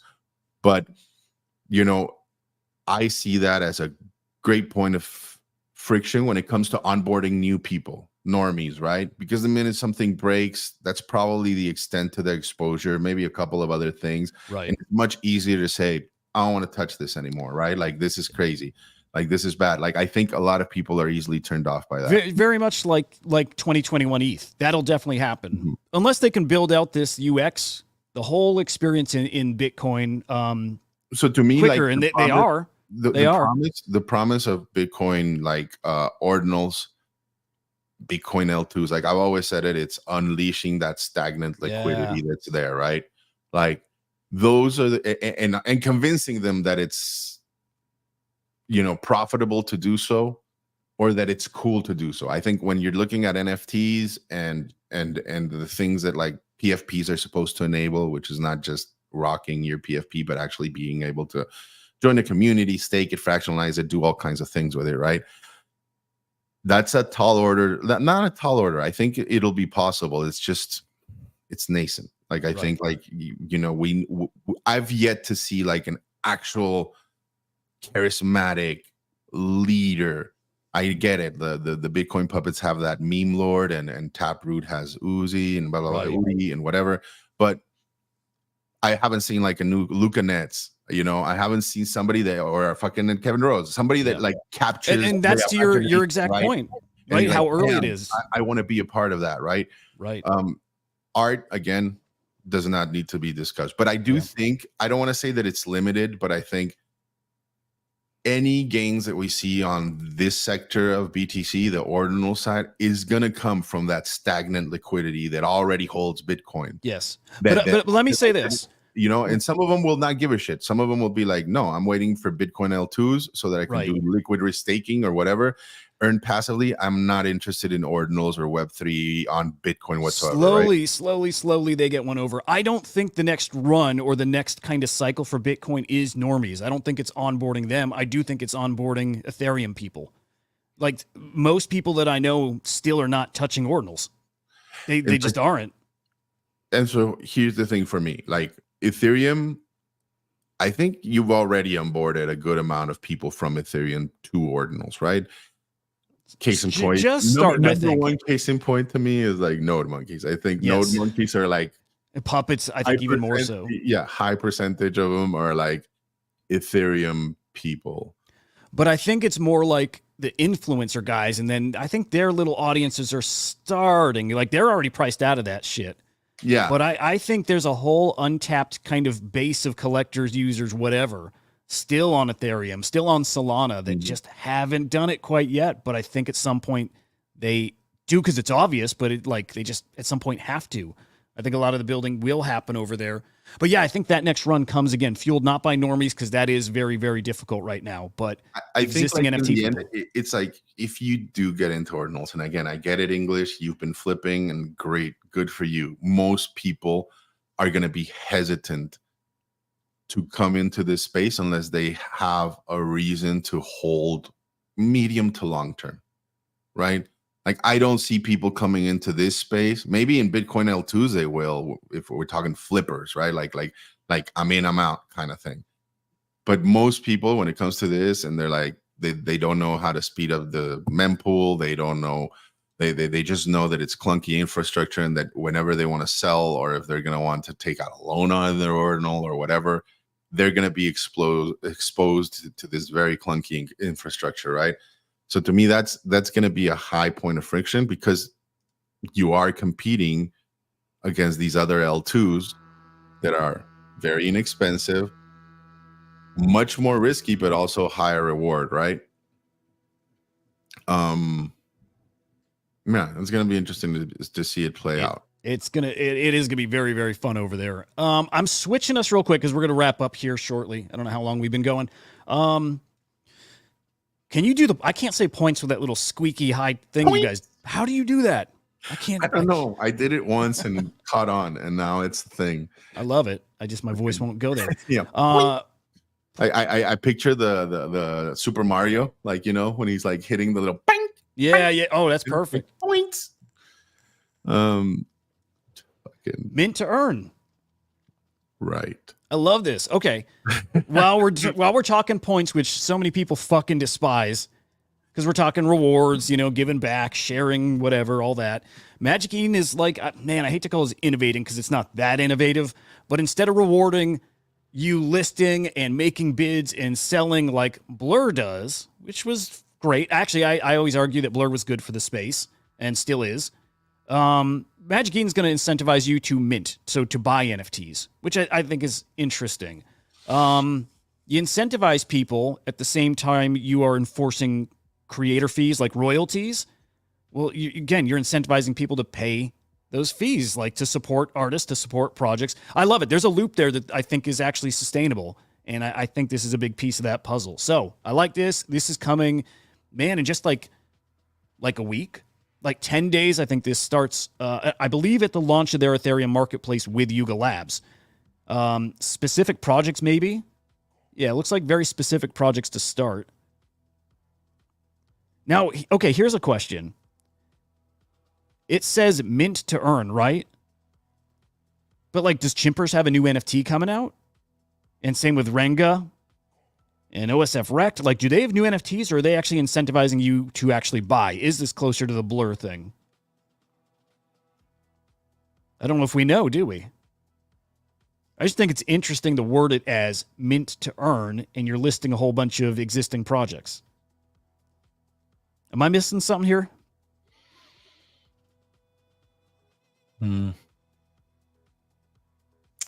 I guess all of a sudden, like I didn't even question this before, but all of a sudden I'm like, wait, what do you like? Do you just mean buy on secondary to earn, or are they actually putting out new drops? Well, I mean, I'm not surprised. I don't know if you're familiar with the platform. Oh, wow. It says Launchpad minters. That must mean they'll have something new coming. So they'll have like a Launchpad as well. I'm curious because I know like through Mintify you can mint like, and I know that it's mint not on their platform, right? Like you could just mint through their platform and get points. It's a little awkward. Yes. Yeah. Sorry, I'm just going through comments here, but yeah. So they do have their Launchpad. I think this is basically an announcement that all of these people have something coming, like a brand new mint coming, which is interesting. Okay, so it is like put up or shut up time. It's like, let's see if this works. Let's see if we actually can make the royalty thing work, and if people will willingly do it. What are those diamonds going to be worth? What are those Magic Eden rewards going to actually be worth? Do those tie to the NFT token through the DAO that they formed or are part of now, or are those like, X number of diamonds to get a whitelist to this project, X number of diamonds to get a multiplier on this airdrop, which that's kind of what I think it's going to be. But incentivize people to pay those royalties, make it where it feels like it's less coming out of your profits, right? Like you're not taking such a cut because you're actually winning. So you're gaining something somewhere else. This could work. This could work. We'll see. I like it. Incentivizing people to pay. Pay the royalties, incentivizing people to use your platform by speculating on what those points will be worth. I haven't heard that one before. It's different. Ultimately, I want to see, I keep saying this because I think it is a cool idea and not mine. And I don't even think it's that unique, but the founder of CryptoSlam always said he wanted to see somebody reward collectors, like hold to earn. I think that'd be very, very cool. Of course, that's like, what's the real incentive? Like, why would somebody pay you to hold? But I do think there's some gamification you can do more for like completing sets. So complete a set of like these NFTs. And when you get that set, you get points. Can you do it for me? Can you do the points? Points. Thank you. I like that. Again, it's just really interesting. The P. Points. You make that pop, bro. I saw Jeff's comment a little while back, and I did want to get to that real quick. Who, Jeff? I think the question was basically like PFPs. Like, what is the purpose? There was a question above this. It was almost like where are PFPs going to fit in this space, right? Like, where is it? Here we go. What are the advantages of these pictures in the metaverse? And so, if I'm reading that correctly, I think they got a couple use cases. Pictures, so the art stuff I think is obvious, and especially with the Vision Pro. Actually, I think the Vision Pro is the answer for all of this. To me, that's where all this stuff gets that. Dude, I'll talk about that shit anytime I can, right? You've noticed. But have you noticed that a lot of people are returning them? No. Yeah. No, not at all. What happened? Why? Did you already order yours? Nope. Oh, okay. Maybe check it out. Like, there's a lot of people are returning them. Comfort issues. Okay. Apparently. So just something to maybe consider. I'm sorry. Giant fucking babies. I can tell you this. He's like, it could be a fucking cinder block. Fucking Huda will wear it. Doesn't matter. This is people who have never done VR. I get it. Okay. When you start in VR, it hurts your head, it hurts your neck, it hurts, like it radiates pain around your eyes. And then the nausea and shit. I should be Apple, there like a salesman for Here's Apple. Your salesman. Yeah. But okay. You will feel a radiating pain right around here. You might go blind, but it's only for a little bit. Don't worry, literally the top of my head, it's a pain I've never felt anywhere else. Except, okay, when you got headphones on and they push on that button on the top of your hat?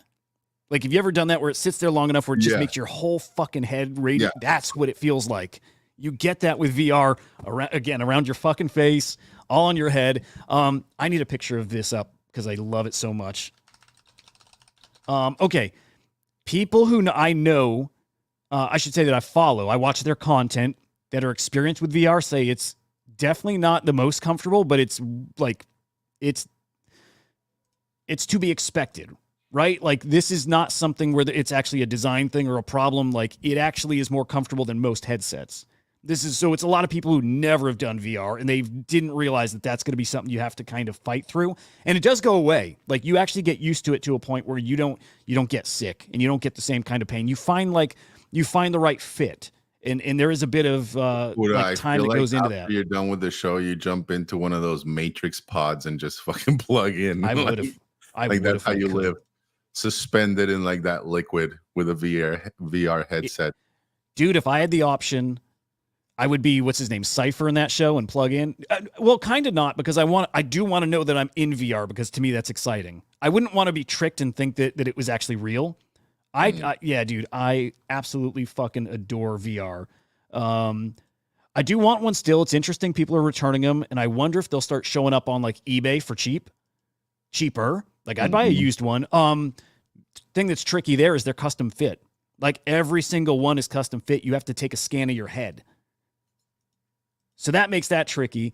I'd also have to buy the lenses for it, but for productivity, I can tell you for sure I would use it. I would, because I use the Quest already. I can put that on and be at my computer, and I've got like a screen up here and my Discord here and whatever here. Like you can already do that. Quest is just maybe more uncomfortable than Vision Pro, and it's very like it's not as clear and sharp. If this thing was $2,000, I'd have it right now. The fact that I'd have to put in like $4,000, that makes it a little tricky, but dude, very, very tempted. Anyway, sorry, I'm probably hearing that audio and you guys aren't. That to me is where all the pictures come into play. It's still years down the road. Of course, right now you get the benefit of token allocations and you get access to certain websites and perks and shit, all the stuff that we know about NFTs. But in the long run, it becomes your identity in a way that I think we've just not seen yet.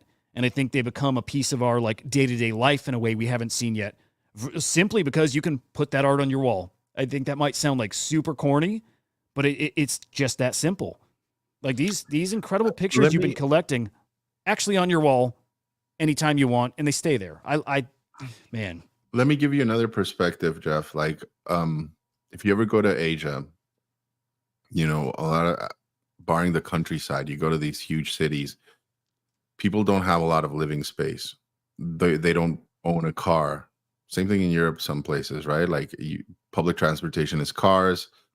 Certain size of housing, if you're living in those cities, are not very big. And so most people, when it comes to owning luxury items, they usually go for, you know, these brands, right? Like that's why you see many Asian people usually like they go heavy on the Louis Vuitton and all these different flex items, because that's the equivalent of what it might be for us to own a Lambo or our favorite truck or what have you, right? And I think we are definitely moving into a more minimalist society out there. And if you speak to younger generations also, like the things that they find valuable are mostly, if it's not hardware that gives you access to the digital world, it's digital items in and of themselves, right? And so I think that if you just, you know, pull back and look at the trajectory of where this is going, yes, I think holding value in digital items, what is it Derek Edwards said? Holding items and digital, that whole digital value on a trust minimized ledger are a no-brainer, right? Not just because it gives you, you know, I've always looked at these PFPs. Yes, they are part of your identity, but they're also access to a network, right? Or access to a product or a software as well, right? Which can in and of itself be tremendously valuable. So yeah, I see this continuing. Look at this here, guys. Like I'm literally blown away as you're talking, finding this video here.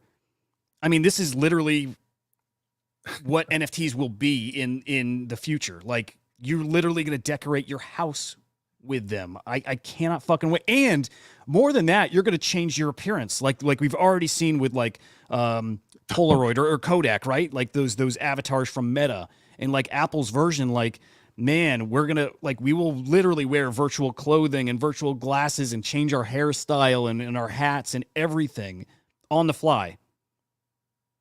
So the fact that this site, like, this is not an NFT platform or site, but literally showing off decorating his house with stuff. Absolutely going to be NFTs. And I bet you this year, like, we'll see something this year if Apple's like policy allows that. I'm not sure if it does. Definitely through some type of like side loading thing, someone will make that. You can already do Steam VR stuff. Like, you can kind of hack it into your Vision Pro. Someone's going to hack in some kind of, NFT market or, interface to access your NFTs. And to me, that's where this really, it changes. To me, it's not just like a cool thing. To me, that's how NFTs change and grow. God damn it, dude. I need Quantum Cats to pump again. So that's my Vision Pro. That's my Vision Pro money right there. I thought you sold one already. I did one. I did one. That's like safety net, and put some in a couple other things. But yeah, the second I'm kind of holding, because I really, when we talk about there not being some, many great communities, that is the one that I think is a great community. And even as a farming option, a farming play, right? I think that's a pretty safe one. Like, whatever gets airdropped to holders, I think they're going to be top of mind. Yeah, dude. I think I will probably come out over mint price on that in the long run, right? For those airdrops. Man, I think there's more to talk about for sure. Like, I was going to want to get into the Blast L2. I just think that turns into such a long topic. So maybe we save that for next week, although it's getting close. I think. So a few weeks off maybe from Blast. Is it more than a few weeks off? I'm sorry, what was this again? The Blast platform. Are we more than a few weeks off from that launching? Like, is it a while off still? I think so. I heard May, Okay. We have until May. So I may be wrong. I'm not following Blast too closely, to be honest. I'm with you, dude. I haven't, and I am starting to feel FOMO, and that's usually a bad thing. A little late to the party, right? I think it'll be great. Like, it's gonna be. Yeah, I'm very interested in two things. One, the tech. I want to see what type of architecture Pac-Man comes up with that is going to blow the competition away, right? Whether it's Base, Arbitrum, Optimism, ZK, Scroll, ZK Sync, fucking Starkware, all these other ones, right? Like, let's see what that architecture is like and how it performs. But more interesting than that to me is going to be what everybody else is expecting and wants to see, which is an endless barrage of farms and airdrops and staking mechanisms that are going to make this, I don't know, what would you call that, Huda? Is it a casino? Is it very much a casino? Sodom and Gomorrah casino? Yeah, and Flash, real quick, the way you take part in Blast is very scary, potentially very profitable, though. You have to bridge money. You have to bridge your Ethereum over to Blast, right? So this is not even a platform yet. It's just a multi-sig wallet. It's just a wallet right now that requires a couple people to sign a transaction. That's supposed to give you a little feeling of safety that one person can't run off with your money. But right now, we're close to almost $2 billion worth of ETH is in that wallet right now, just waiting for this layer 2 and those products to launch. But that's how you participate in. You send over some Ethereum, you let it sit there, you're earning interest or rewards on your money sitting there because it's going to be there for months. And the idea is that 3,000 projects right now are building platforms and protocols on Blast. So like exchanges, right? Some DEXs, different kind of farming platforms. Most of those projects, or I would say a lot, are probably going to airdrop tokens to people who have been staked in Blast. So that's how you partake. You put money over in there, and in theory, you're going to earn a lot of rewards from not just Blast themselves, but from those 3,000 people that are building, or 3,000 projects. Yeah, Biggie, do you got a link to it? Here's the thing, Flash. There are people that are going to definitely throw their referral link to you because they actually earn more points based on that. So if anybody here, like you, Biggie, or you, English, if you have a link, if you don't mind dropping it for Flash, you guys get that rewards. But yeah. It's all you, English. Yeah, if you got. Yeah, I have one, but I'm not. It's fine. Yeah. I'm I'm All I'm, right. I'm honestly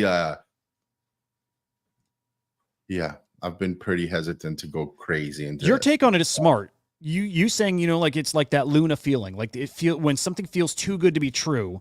And dude, I am waiting still for the moment where something catastrophic happens, like FTX. That was catastrophic, but I still don't feel like that was the one. I don't, and like I hope I'm wrong, but I have always had this awful feeling that something is going to come, like MetaMask getting compromised somehow, and everyone wrecked. I have always had this fear that something like that's coming. Blast would be close to like an FTX scenario, not maybe not as big, but I feel like NFT people very specifically are going to get fucked somehow. Yeah. Didn't say I hate it, you fucker. Cats. What is it that you don't like about it? I'm curious, Huda. I would have thought you liked the project. Like, have you looked through all the outputs, or just in general the color scheme? It's definitely the colors is a big part of it. Let's look again. I thought it was cool, but I feel like I've seen not even the same thing or similar, but I think I've seen that type of art so many times over on Tezos at this point that it did nothing for me. Like nothing. It's high up, right? It should be. Yeah, it should be. I'm like, well, it's not. Oh, there it is. Okay. Yeah, let's skim through those real quick. Wow, dude, those are like $600. Yeah, I would say mostly it's the palette. Mm-hmm. Right on. Some variety in that actually may have done it for me, but the variety is phenomenal, and I do like the color palette. Yeah, I think it's cool. Good yeah, Lord. that's the queen. How did he make this? What's the process? Oh, dude, you'd have to speak to Simply for that. But basically, he took the first 1,111 block hashes from Say and used those to produce these outputs. I think he used them for like the color schemes and the patterns and stuff like that to try to keep it cohesive. This is actually generative? But some of it, generative AI. Yeah. But like he did say, like for the king and the queen, he had to go through a fuck ton of iterations to have those outputs, right? Those are the only two that are like distinctively unique. I mean, they're all unique, but you know what I mean? What I like that he didn't. If you look at the rarities, there's no rarities. It's like and now obviously now people have come to agree upon certain rarities, right? Like these circles, swirls. The Bitcoin, the bees for Bitcoin, like are pretty highly prized and sought after. Yeah, I do appreciate and like the art. I think Simply's really talented. More than that, though, I also love the narrative, right? And the approach to create these things, taking the first 1,111 block hashes to, create this first generative piece on Say. And I think that stands for something. The fact that it was a free claim as well, I think bodes well for that community and the narrative going forward. Because like right after this one, Huda, there's like 3 or 4, not even 5, I think, like different art projects that have launched. The last one I think was yesterday, and it did not mint out. Like it's getting refunded. It was kind of low effort. There's another one coming up soon. They postponed its launch because of what they saw happened with the other one. But again, I think these others were very Me Too. Like they didn't actually have an intent, a narrative, a unique vision or proposal to them, and so they fucking flopped. I think Simply and Alive do have a little bit of that, right? Like the narrative, the NYC being the ones that launched it, and Simply being a pretty talented and conscious of, like, I think where Say is in time and its place, right? Just the title of the collection says it all, right? And so I think that's what's got a lot of people's attention, right? Is that it's not somebody just trying to put out something that's low effort and that's got no, what do you call it, self-awareness of like where Say is in the moment, right?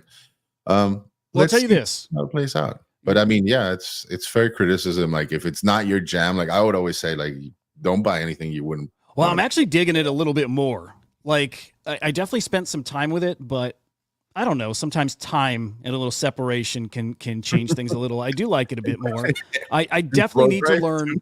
Well, I need to learn his process because, like, I'll tell you what, that rubber collection on Solana really made me unhappy. So, like, when I'm approaching AI stuff right now, I'm approaching it with a lot of skepticism. No, rightfully so. And like, this is not. Sorry, I moved from the mic, but this is not a generative art like say Snowflow, right, where you're using the code to do the output in that regard, right? It's like a hybrid of the two. Like he is definitely taking these block hashes to feed into the algorithm to influence the output and the color palette and the structures and stuff. So but is he writing any code himself, or is all the kind of code or all the kind of assembling of the picture all prompt? So prompt with like hashes like that I cannot answer fully, to be honest. Like, so I will refrain from doing so. Okay. I know I hope he'll speak on it because that's what matters the most to me. For whatever reason. Yeah, I feel like because now we're seeing people that just it's a prompt and they run the prompt 50,000 times and pick out I hate to say it, but that literally anyone can do. Yeah, I think what I do know is that he did have to run a ton of outputs to find and curate this collection, right? Like it was not I think Rubber might have been a little more or less effort in that regard compared to this one. That one actually got me heated that he won't reply with the process because there's no more. Not that he won't, right? I only asked once, but no, from what I understand, because I've had conversations with him and everything, he's got a vision of what he wants to do with his name, with his collection, right? Like this is just the initial like I would see it as like access to what's coming down the pipe. Like he already announced another drop coming, like I think maybe even this weekend. So closer to like a mint pass in a way. Yeah. And so the way he describes it is like a journey. He wants to take his collectors on a journey. And so I don't know what kind of cadence he's, postulating on deploying, like if it's this frequent. I doubt it, to be honest. I was kind of surprised that it was so fast. Like this next follow-up was so fast, right? Like after the success of 1111. But he's definitely, when you speak to him, he sounds really excited. He definitely has a plan or a vision for what he wants to do that. And I think that in and of itself is enough to excite a lot of people that have, I mean, it was a free mint, right? Like, why wouldn't you hold it and see? That's a fair fucking point. Artist takes you, right? Like it can turn into something amazing, or it can maybe, go nowhere. And if that's the case, then it was free. It was no skin off your back, right? But honestly, that's a great point. What he charged for it, that price of 20, that shouldn't upset me in any way. He did not offer it for that price. Yeah, it was 100% free. That helps. Little perspective here. Okay, I think we call it, dude. I watched Dune last night, like just random as hell. Have you seen Dune? I fucking love Dune. I've watched the first one, the David Lynch one. I used to love watching that. I know a lot of the people love shitting on it, but I still think it was a great movie. And the remake or the newer one. This one is fucking phenomenal. I can't wait till the next. What is it? March 1st. Finally, it's like in 2 weeks, dude. Yep. Yeah, it's gonna be awesome. I wonder if they're gonna like. Is this the end? Do you think they're gonna know? Right? There's a third, right? There's a third. Fucking shit. People calling this new one a masterpiece, dude. Let's do it. The first one was masterpiece. What are they talking about? This one's Yeah. It is the first one, absolutely a masterpiece. I can picture how the next one's going to be better too. I think it's going to be a lot more action and that's what the reviews are sounding like. But I mean, people saying it's actually a masterpiece. Like the story, man. Oh, I'm so excited. It's to Do me, not it's ruin like the closest thing we have in this modern age to a ballad or a romance novel. To put that in perspective, that we're talking like the Iliad, we're talking Don Do you Quixote. guys get audio? No, No, you can't hear that. but yeah, It's been a while there we since go. you've had one of those nightmares. Tell me, what was it about? It's only fragments. Nothing's clear. You've been fighting the Harkonnens for decades. My family's been fighting them for centuries. Your blood comes from dukes and great houses. Here, we're equal. What we do for the benefit of all. Well, I'd very much like to be equal to you. Maybe I'll show you the way.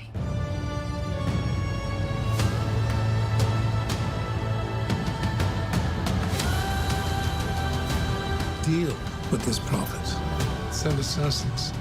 Fade Rother. He's psychotic.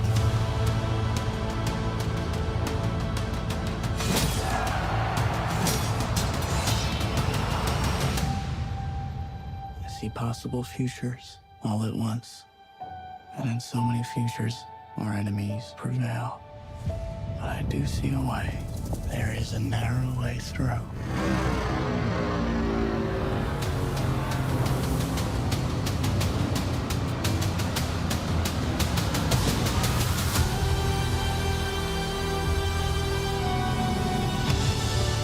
My allegiance is to you. Do you believe me? This is a form of power that our world has not yet seen. The ultimate power.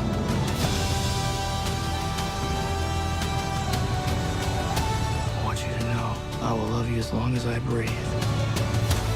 You will never lose me as long as you stay who you are. Consider what you're about to do, Paul Atreides.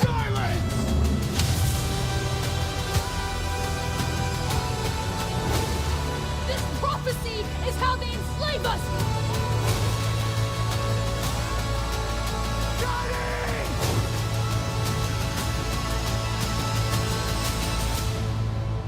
You are not prepared for what is to come.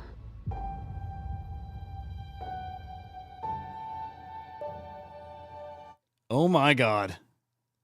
Oh my fucking God. So I watched it for the second time yesterday. I resisted watching Dune 1 because of the hype. Like, I hear... No way. I heard the hype of the first one, right? I only watched it like a month and a half ago. All that hype, all like everybody praising it is like this just as what it is. Like, you know how people talk about it. I'm like, no, something sounds fishy here. Like, I don't want to waste my time. Like, I would start it and I was bored like the first 2 minutes, and I thought it was like kind of just a cheesy sci-fi. And then finally, I'm like, fuck it. I'm like, the new one's coming out. I do want to see it. I'm curious. I want to hit him. Who shit talked fucking dude? Me. I'm saying it was the opposite. People talked it up so much that it like actually made me like I found it off-putting. I'm like, I don't buy it. I'm like, there's no way something is that good where everybody is saying it. Frank Herbert, right?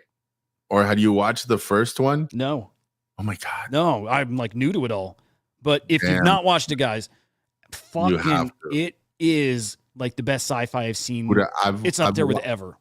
I've watched that film, the new one, the first one. I've easily watched it like 30, 50 times. Wow. Like I literally put it on as a background. Like when my kid goes to bed and my wife is on it, and I'll just play it in the background and I'll just start working and like listen to it and watch it. It's like that amazing to me. It's phenomenal. It's fucking and phenomenal. Javier Bardem is so good in it. I can't wait. And it was brief in this first one, so I can't wait to see. Is that the guy who spit on this one? Yeah, the guy who spit.